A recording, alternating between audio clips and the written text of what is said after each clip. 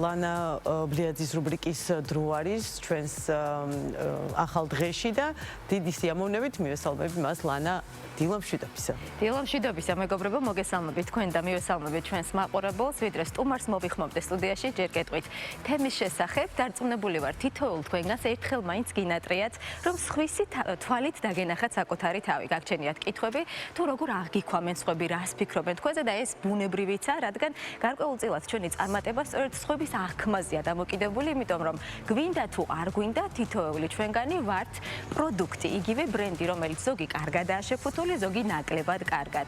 მართალია გასაყიდ დახლებზე არ ვართ შემოსკუპებული, თუმცა ჩვენი ცხოვრების კარიერა შეგვიძლია სწორედ აი ამ თაროებს შევადაროთ, სადაც კონკურენცია ძალიან დიდია, კონკურენტი ბევრი ყავს, მაგრამ შანსი ცოტაა. ჩვენ დღევანდელ რუბრიკაში ვისაუბრებთ პერსონალურ ბრენდინგზე, ანუ იმაზე თუ როგორ შევქმნათ საკუთარი თავისგან ბრენდი. ამ პროცესში რა შეცდომები არ უნდა დავუშვათ და რა უნდა გავითვალისწინოთ. ამ თემაზე ვინ გვესაუბრება უფრო კარგად, თუ არა თორნიკე გურული, წარმოგიდგენთ მას, რომელიც გახლავთ ილიას სახელმწიფო უნივერსიტეტის პროფესორი და რა თქმა უნდა PR სპეციალისტი. გთხოვთ დაბრძანდეთ და მადლობა რომ დილიდან ხართ ჩვენთან, თქვენთვის დიდი მადლობა მოწვევისთვის. თემაზე ვაპირებთ საუბარს, რადგან ვახსენებთ პერსონალურ ბრენდინგს, მოდით მაინც დავიწყოთ განმარტებით ხომ საუბარი, რას ნიშნავს საკუთარი თავის ბრენდად ქცევა და რისგან შედგება ეს? ძალიან მარტივია, თუ ჩვენს მეგობრებს დავუსვამთ შეკითხვას, თუ რა ზედსართავის სახელები ახსენდება ჩვენ შესახებ, ძალიან მარტივად მივხვდებით, თუ როგორი მიმართულებით ვანვითარებთ ჩვენს ბრენდინგს. თითოეული ადამიანი არა მარტო ადამიანია და რაღაცებს აკეთებს, არამედ რაღაცა ტიპის პროდუქტიც არის, მოთხოვნადია, იყიდება, საკუთარ თავს ბრჭყალებში ყიდის. შესაბამისად, ძალიან მნიშვნელოვანია, რომ ის პარამეტრები, რომლებიც ბრენდებს აქვს ხოლმე, ეს პარამეტრები ჩვენს გქონდეს. მაგალითად, როდესაც ვახსენებთ X პროდუქტს, რომელსაც მივირთმევთ ან რაღაცა საყოფაცხოვრებოდ მოვიხმართ, რაღაცები გვახსენდება. იგივე გვახსენდება ადამიანებზე. შესაბამისად, როდესაც ბრენდინგის მიმართულებით მუშაობთ ხოლმე, არის რაღაცა საერთო ადამიანებსა და პროდუქტებს შორის. იმიტომ რომ ბაზარზე მოთხოვნადობა, რამდენად უნდათ რომ ეს ადამიანი სხვადასხვა მიმართულებით ყავდეთ დასაქმებული ან მისციან ტელევიზიაში და ასე შემდეგ, ეს განაპირობებს შემდგომში მის მოთხოვნადობას. ყველა ადამიანს აქვს რაღაცა ტიპის იმიჯი და შესაბამისად ეს იმიჯი არის აი ამ ბრენდინგის შემადგენელი ნაწილი, რომელიც აუცილებელია იმისათვის, რომ სამომავლოდ ეს ადამიანი მოთხოვნადი იყოს, არ იყოს მოთხოვნადი, აინტერესებდეს ადამიანებს ამ ადამიანის აზრი თუ არა. განსაკუთრებით მნიშვნელოვანი გახდა პერსონალური ბრენდინგი სოციალური მედიის სხვადასხვა არხების განვითარების დროს, როდესაც ჩვენ მივედით იმ დრომდე, რომ ნებისმიერ ადამიანს დედამიწის ზურგზე მნიშვნელობა არ აქვს განათლებას, წარმომავლობას, ცოდნას, არ ცოდნას, ყველა შეუძლია გახდეს პოპულარული. აბსოლუტურად მნიშვნელობა არ აქვს. 21 საუკუნის ეს პოპულარული თუ ცნობადი? ცნობადი და პოპულარულიც. ცნობადი და პოპულარულიც, რომელიც იზომება. მაგალითად, თუ ძველ პერიოდში პოპულარული იყავით, ამისთვის აუცილებლად მასობრივი მედიის საშუალებები გჭირდებოდა. დღეს შენ გაქვს სოციალური პლატფორმები და ეს განსაკუთრებით დააჩქარა TikTok-მა, იმიტომ რომ ადამიანებს იზიდავს ისეთი ტიპის შინაარსები და კონტენტი, რომელიც მხიარულია, რომელიც განსხვავებულია, რომელსაც შეიძლება შენ თქვა, რომ ახალი აღმოჩენა, მაგრამ საერთოდ არ იყოს ახალი აღმოჩენა, რომელიც ცოტა გაგართობს, ცოტა კრიტიკულად შეგახედავს. ადამიანებისთვისაც ზოგ შემთხვევაში როგორი რაღაც არის, იცით, მნიშვნელოვანია, რომ ადამიანი გრძნობს, რომ მე ამაზე ჭკვიანი ვარ და მე ამას უფრო კარგად გავაკეთებდი და მე მოტივაციას აძლევს. ანუ სოციალურმა მედიამ კიდევ უფრო ხელი შეუწყო აი ამ პერსონალური ბრენდინგის განვითარებას, იმიტომ რომ შესაძლებლობა მოგეწარო შენი მედია შექმნა. უფრო მარტივად და უფრო მარტივად იმუშაო საზოგადოებასთან. სოციომედიაზე აუცილებლად უფრო დეტალურად კიდევ ვისაუბროთ, თუმცა აი ეტაპობრივად რომ გავყვეთ.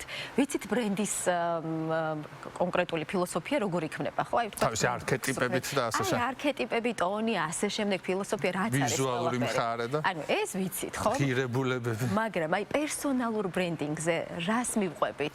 იგივეს ვითვალისწინებთ? პირველი რასაც ვაკეთებთ არის აუცილებლად განსაზღვრავთ რა არის ძლიერი მხარები. რა გამომდის ყველაზე კარგად. მაგალითად, თუ მე საერთოდ არასოდეს ცხოვრებაში ფოტო არ გადამიღია და ფოტოგრაფია არ არის ჩემი ყველაზე დიდი მოწოდება, მე რომ გადავწყვიტე რომ ჩემი პერსონალური ბრენდინგის შემადგენელი ნაწილი იქნება ფოტოგრაფია, აბსურდია. ამისთვის მე უნდა დავიხარჯო რაღაცები უნდა ვისწავლო და რაღაცები უნდა ვაკეთო. თუ მაგალითად მე საერთოდ არ მაქვს იუმორი, ამ მიმართულებით ჩემი დაპოზიციონირება იქნება ძალიან რთული, იმიტომ რომ ვერაფრით ვერ მოვახერხებ ამას. ამიტომ ძალიან მნიშვნელოვანია რომ გავაკეთო საკუთარი თავის შეფასება და პირველ რა გამომდის ყველაზე კარგად, რა ვიცი ყველაზე კარგად, რა შემიძლია, რა მაქვს განსხვავებული, იმიტომ რომ ზოგადად ბრენდინგი, მარკეტინგი, ყველაფერი განსხვავებულობის შესახებ არის. რა მაქვს მე განსხვავებული და როგორ შემიძლია მე განსხვავებულად საზოგადოებას ვაჩვენო რაღაცა ტიპის მიმართულება, რაღაცა ტიპით წარვუდგე საზოგადოებას, რომელიც სხვას არ აქვს. ან მსგავსად არ აქვს. ამიტომ ის განსხვავება არის მოსაძებნი. ეს არის ყველაზე მნიშვნელოვანი. იმიტომ რომ პერსონალური ბრენდინგისთვის სტრატეგია არის ძალიან მნიშვნელოვანი. სტრატეგია გულისხმობს იმას, რომ მე როდესაც რაღაცა X-ი ვიცი განსხვავებულად, ან განსხვავებული იუმორი მაქვს, ან განსხვავებული რაღაცას ვაკეთებ, რაღაცა ტიპის უნარი მაქვს, ის წარუდგინო საზოგადოებას. იმიტომ რომ მე მნიშვნელოვანია რომ რაღაცა გავწერო დროში, ინტენსივობა შემინარჩუნო. მე თუ რაღაცა მაქვს და ერთხელ გავაკეთე ეს რაღაცა და დროში არ წავიდა, ის პრობლემას წარმოადგენს, იმიტომ რომ ადამიანებს ძალიან მალე ავიწყდება. ჩვენ ათასეულობით ამბავს ვნახულობ დღის განმავლობაში და კონტენტს ვნახულობ, მაგრამ იქ ვჩერდებით, რომ ჩვენ გვაინტერესებს. და ვჩერდებთ იქ, სადაც განსხვავებულია. ადამიანებს არ აინტერესებს სტანდარტული კონტენტი. მათ აინტერესებს რაღაცა ტიპის განსხვავებული. ამიტომ არის რომ დღევანდელი TikTok-ერები და დღევანდელი სოციალური მედიის გმირები ისეთ რაღაცებს აკეთებენ, რომ ქონია შემთხვევები, რომ ვიღაცები დაღუპულან კიდევაც.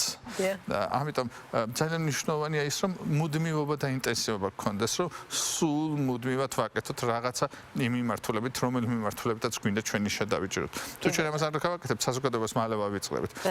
აი, ცნობილი ტელესახეებიც ხრებიან, ცნობილი TikTok-ერებიც ხრებიან, თუ ინტენსივობას არ არჩუნებენ. ამიტომ იმის შემდეგაც განსაზღვრავ თუ რა მიმართულებით მინდა რომ წავიდე, რა არის ის ძლიერი მხარეები, რომელიც მე მაქვს, რა გამომდის კარგად, რა მექნება განსხვავებული, ამის შემდეგ არის ძალიან მნიშვნელოვანი, რომ მივაქციო ყურადღება, რომ მე მაქვს შესაბამისი უნარი, რომ ხანგრძლივი ვადით, ინტენსივობით, მუდმივობით რაღაცა ტიპის კონტენტი შევთავაზოს საზოგადოებას, რომ საზოგადოება შემდეგ ჩაუჯდეს. მაგალითად პირობითად თუ ასეთი არ მაქვს და ვფიქრობ რომ პირობითად წარმატებული ხარ. წარმატებული ხარ საკთავის რაღაცა პარამეტრები, რა განაპირობებს ამ წარმატებაში. შესაძლოა ყველა ტიპის ფოტო, ვიდეო, ნებისმიერ ტიპის კონტენტი აბსოლუტურად უნდა იმსახურებოდეს ამ მიმართულებას და მნიშვნელოვანია რომ ერთი ნიშა დაიჭირო. არ შეიძლება ყველა ნიშაში იყო და თან სცენარეების შესახებ იყო ექსპერტი და თან კიბერუსაფრთხოების შესახებ აკეთებდა რაღაცა ტიპის კონტენტს, ორივე ერთად შეიძლება თათ კარგი არ იყოს. კი ესეც დასაშვებია და ესეთი ტიპის აკრძალვები არსებობს, მაგრამ მომხმარებლისთვის ძალიან რთულია. ძალიან მნიშვნელოვანია რომ რაღაცა ერთი ნიშა ერჩიო და ამ ერთი ნიშის მიმართულებით წახვიდა. და აქ არის აუთენტურობაზე კიდე ძალიან მნიშვნელოვანი რომ შენ ბუნებრივი იყო და არა ხელოვნური, იმიტომ რომ დღეს ჩვენ სოციალურ მედია იმდენ ფილტრს გვთავაზობს, რომ აბსოლუტურად სხვა ადამიანი შეიძლება იყოს ამ ფილტრების დახმარებით, მაგრამ ყველაზე მთავარი არის რომ არა ფილტრით იმუშაო, არამედ როგორიც ხარ, ბუნებრივი იყო, იმიტომ რომ ადამიანები ხვდებიან ამას, ადამიანები ძალიან ჭკვიანები არიან. გულწრფელობას აფასებენ ყველაზე. გულწრფელობას აფასებენ და რომელსაც თუ რაღაცა გააფუჭე, თუ რაღაცა სხვანაირად გააკეთე, ამასაც ხვდებიან და ამიტომ ძალიან მნიშვნელოვანია, რომ აუცილებლად გულწრფელი და ბუნებრივი იყო და არ მოიტყო, იმიტომ რომ შეიძლება ერთხელ მოიტყო, ორჯერ მოიტყო, მაგრამ ინტენსივობაში, როდესაც შენ დიდი ინტენსივობით აკეთებ კომუნიკაციას, შენი ბრენდის პოზიციონირებას ახდენს საზოგადოებაში, ამას ვერ შეძლებ. კი ბატონო, თორინკე სოციმედიას ვუტრიალებთ გარშემო, იმიტომ რომ გვინდა არ გინდა სოციმედიას აქვს ყველაზე დიდი გავლენა ჩვენს პერსონალურ ბრენდინგზე. რამდენიმე მიმართულებას რომ შევეხოთ, მე მაგალითად აი ვიცნობ წარმატებულ ადამიანებს, რომლებსაც საერთოდ არ აქვთ სოციალურ ქსელში გვერდი. ჩემთვის ესეთი ადამიანები არ არსებობენ, მართლა ვერ აღვიქვამ, თუ სოციალურ ქსელში ის მათი სახელი და გვარი არ იძებნება. შემდეგ მეორე ასე თქვა ცოტა ესე დაშვებული შეცდომა ჩემი გადმოსახედიდან არის ის, რომ არ აქვთ არც ფოტო, არც ეგრეთ წოდებული პროფილის ფოტო, არც ეგრეთ წოდებული ქავერის ფოტო და ვერ აღიქვამ ამ ადამიანს. და არის თქვათ მეორე მიმართულება კიდევ, რომლებიც მუდმივად თავს გახვევენ საკუთარ წარმატებას, მუდმივად პედალირებენ იმას, რომ აი რაღაცა ამა და ამ წარმატებას მიაღწიეს. აი ეს ზღვარი როგორ უნდა დავიცვათ და აი წარმატებული სოციმედიის მიმართულებითაც რო გქონდეს პერსონალური ბრენდინგი. რა უნდა გავაკეთოთ? 21 საუკუნე ესეთია, რომ სოციალური მედიები არ მაქვს ეს ძალიან რთული სათქმელია, იმიტომ რომ მე მიმაჩნია, რომ აუცილებლად უნდა აუწყო ფეხი ცხოვრებას. შენ ხელით აღარ უნდა გარეცხო, როდესაც არსებობს სარცხი მანქანა. შესაბამისადაც ძალიან მნიშვნელოვანია, რომ სოციალურ მედიაში აუცილებლად იყო. ინტენსივობას ეგ შენზეა დამოკიდებული, რამდენი გინდა. ის რომ საცივო სისტემები არ გიცნობდნენ, ან არ გიცნობდნენ. არ არსებობს, თუ არ არსებობს საცივო სისტემებში, თუ არ არსებობს ხელოვნური ინტელექტის პლატფორმებზე, ესე იგი არ არსებობს რეალურად. კი ბუნებრივია არსებობს, მაგრამ ძალიან მნიშვნელოვანია მაგასაც მივაქცეთ ყურადღება, რომ კი არსებობს სოციალურ მედიაში, მაგრამ რა არის შენი იმიჯი, როგორი კუთხით არსებობს ადამიანები უყვარ ხარ თუ ადამიანები განწყავენ, რას ამბობენ ადამიანები. ამიტომ არის მნიშვნელოვანი, რომ ჩვენ სწორედ გქონდეს ეს ინტენსივობა განსაზღვრული. სოციალური მედია არის თავმოყრა იმ შენი პერსონალური ბრენდინგისა, რომელიც საზოგადოებისთვის საინტერესოა. ამიტომ ყველა ტიპის სოციალურ მედიაში არის მნიშვნელოვანი იმუშაო და სოციალურ მედიები სწორედ ამისთვის არიან შექმნილი. მაგალითად, რაღაცა ინსტაგრამისთვის არის მნიშვნელოვანი ვიზუალური კომპონენტი და LinkedIn-ისთვის ეს ვიზუალური კომპონენტი აბსოლუტურად შეუსაბამოა, ისევე როგორც პირობითად TikTok-ისთვის აბსოლუტურად კიდევ სხვა ტიპის კონტენტი გჭირდება და ამიტომ სოციალურ მედიაში პერსონალური ბრენდინგი კიდევ ცალკე სამუშაოა, ცალკე საქმეა, რომელსაც დაგეგმარება ჭირდება კონტენტის შექმნა ჭირდება და თანამედროვე ინსტრუმენტები ისეთი გახდა, რომ მე აღარ მჭირდება ბევრი ოპერატორი, ჩემი ტელეფონით მე შემიძლია ყველაფერი გავაკეთო, მონტაჟიც ვისწავლო და ყველაფერი. თავი ეს მინდოდეს. თავი აქ ხედავდა. ბევრისთვის პერსონალური ბრენდინგი გახდა შემოსავლის წყარო და სოციალური მედია გახდა შემოსავლის წყარო, იმიტომ რომ სრულიად ახალი დარგები და პროფესიები განვითარდა. ეს დაწყებული ინფლუენსერებიდან დამთავრებული სტრიმერებით და ბევრი სხვა მიმართულებებით. და შესაბამისად, როგორ შეიძლება დღეს ვისაუბროთ იმაზე, რომ სოციალურ მედიაში არ ვიყოთ. სოციალურ მედიაში აუცილებლად უნდა ვიყოთ, მაგრამ აქაც არის ზომა, აქაც არის ის მნიშვნელოვანი თუ რას პოსტავთ, იმიტომ რომ რას პოსტავ, ეს არის შემადგენელი შენი პერსონალური ბრენდინგის. თუ შენ სრულად ყველას ლანძღები და ცუდ განწყობაზე ხარ მუდმივად, ეს შენი პერსონალური ბრენდინგის ნაწილია. თუ შენ მხიარულად ხარ, ესეც, თუ შენ ექსპერტული ტიპის მოსაზრებებს წერს, ესეც, თუ შენ კრიტიკულად ხარ რაღაცის მიმართ განწყობილი, ესეც. ამიტომ ყველაფერი, რასაც ჩვენ, როგორც ჩვენ წარვადგენთ ჩვენთან სოციალურ მედიაში, ისევე როგორც რას პოსტავთ, ამასაც ძალიან დიდი მნიშვნელობა აქვს. არიან ადამიანები, რომლებიც არ პოსტავენ. უბრალოდ თვალყურს ადევნებენ. უბრალოდ თვალყურს ადევნებენ. ისიც მოწონებასაც კი არ იმეტებენ. იმიტომ რომ ისიც მათი პერსონალური ბრენდინგის შემადგენელი ნაწილია. ამიტომ აქვს ძალიან დიდი მნიშვნელობა იმ სტრატეგიას, რომელზეც ჩვენ საუბრობთ. როგორი ტიპის სტრატეგია მექნება და ეს უნდა მქონდეს თავიდანვე განსაზღვრული, იმიტომ რომ მე უნდა მქონდეს შესაძლებლობა, რომ თქვა, როგორ განვავითარებ ჩემ პერსონალურ ბრენდს და რა არის ჩემი მიზანი 1 წლის შემდეგ. მე რაღაცაში ენერგიას ჩავდებ, რაღაცა ინტენსივობა მექნება, რაღაცა განსხვავებულ ნიშას შევქმნით ჩემი თავის შესახებ, რომელსაც ჩემ ფოტოს, ჩემ ვიდეოს, ჩემ კონტენტს მთლიანად დავუთმობ, მე რა მექნება 1 წლის შემდეგ. კი ბატონო. ყველაზე დიდი პრობლემა არის ხოლმე იმ ადამიანებს, რომელსაც პერსონალურ ბრენდინგის მიმართულებით უნდათ მუშაობა, ისინი ვერ ინარჩუნებენ ხოლმე რაღაც ინტენსივობას. ისინი იწყებენ და რაღაც ეტაპზე წყვეტენ, იმიტომ რომ ეს კოლოსალური შრომაა. აქ მუდმივი შემოქმედებითი უნარი გჭირდება, რომ შენ სულ რაღაცა მოიფიქრო შენი თავის შესახებ და შენ იფიქრო რა მოეწონება საზოგადოებას და რა არ მოეწონება და რაღაცა ჯგუფი შეაქვს, რომელსაც შენ აინტერესებს. ისეც ვერაფერს შექმნი, რომელიც ყველა ადამიანს აინტერესებს. ამიტომ ძალიან მნიშვნელოვანია ასევე პერსონალური ბრენდინგის შექმნის დროს რაღაცა ჯგუფი განსაზღვრო. ვინ არის ჩემი სამიზნე ჯგუფი? ეს შეიძლება იყოს ინტერესების კუთხით, ეს შეიძლება იყოს ასაკის კუთხით, სქესის კუთხით, გეოგრაფიის კუთხით და ასე შემდეგ.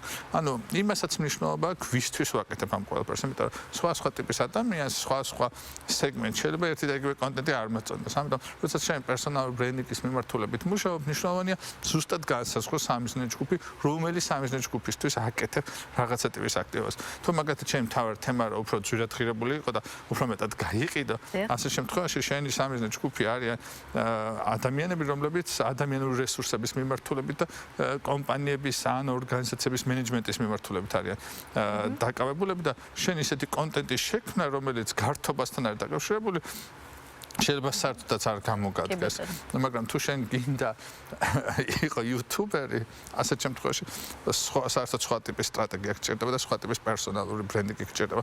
ასე რომ სამიზნე ჯგუფსაც გააჩნია, ვინ არის ჩემი სამიზნე ჯგუფი, ვისთვის მინდა და რა არის ჩემი მიზანი, როდესაც მე პერსონალური ბრენდინგის მიმართულებით მუშაობ და რა მინდა მე წლის ბოლოს მივახციო.